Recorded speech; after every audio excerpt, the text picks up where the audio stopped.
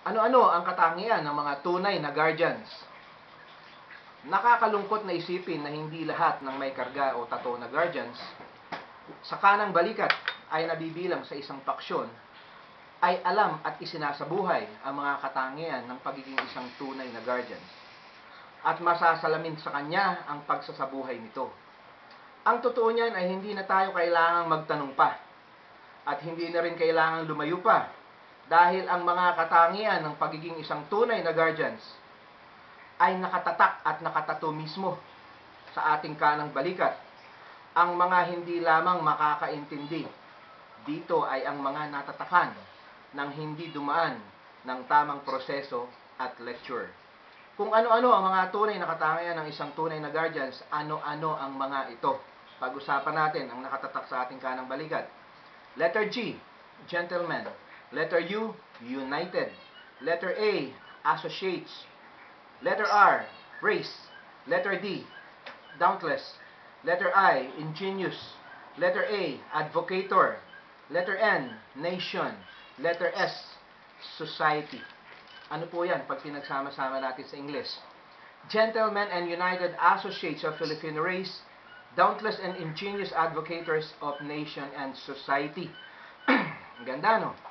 Tagalog, mga maginoo at nagkakaisang katuwang ng lahing Pilipino, magigiting at matatapat na tagapagtanggol ng bansa at lipunan. Ang tanong, are we gentlemen enough? O tayo ba ay mga maginoo? Are we united? O nagkakaisa? Paano natin masasabing tayo ay katuwang ng lahing Pilipino at matatapat na tagapagtanggol ng bansa at lipunan? Sa anong aspeto? Ang lahat ba ng may tato o karga na guardian sa kanilang kanang balikat ay alam ang kahulugan ng ibig sabihin ng bawat letra nito? Mayroon ba talagang nagkakaisa at iisang guardians movement sa buong bansa? May pangkalahatang constitution and bylaws na sinusunod ang guardians movement o ang lahat ng guardians sa buong Pilipinas? Sino sa inyong palagay ang ama o father ng guardians? Palasak o madalas mang maririnig sa mga leaders ay nakararaming paksyon ang mga salitang galing sa itaas, nakatataas, utos yan ng nakatataas. Sino ang nakatataas? Ano ang pangalan? At ano ang karapatan ng sinasabi niyong nakatataas?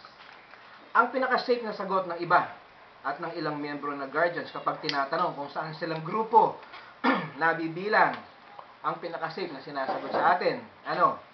Kay Gringo Honasan. May basihan ba ng lahat ng mga may karga na miyembro ng guardian sa buong Pilipinas? 5, 6, o 7 milyon? O nasa 50,000 lang? Kung ako ang inyong tatanungin, personal, baka nga lumagpas pa sa 7 milyon eh. Kaya lang, kailangan natin ng katibayan. Ano-ano ang mga qualifications at batayan para maging isang tunay na Supremo o SGF o yung tinatawag natin Supreme Godfather? Papaano sila naging SGF? At sino ang gumawa sa kanilang SGF?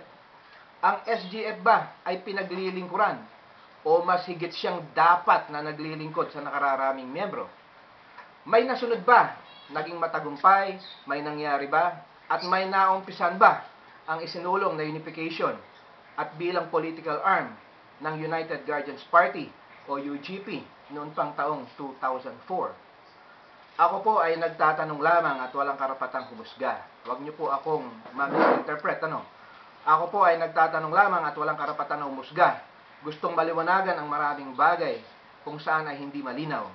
Subalit bilang isang tao at bilang isang guardian, kailangan na harapin natin ang realidad, sitwasyon at hamon ng pagkakataon ng buong katatagan ng may paninindigan.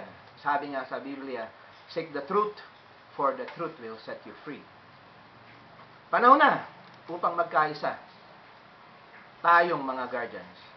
Ang buong mundo ay nahaharap sa ngayon sa malaking suliranin kung saan ang Pilipinas bilang isang tropical country ang isa sa pangunahing maaapektuhan at nakakaramdam na ng epekto hinggil sa patuloy na pag-init at pagbabago-bagong klima o global warming at climate change.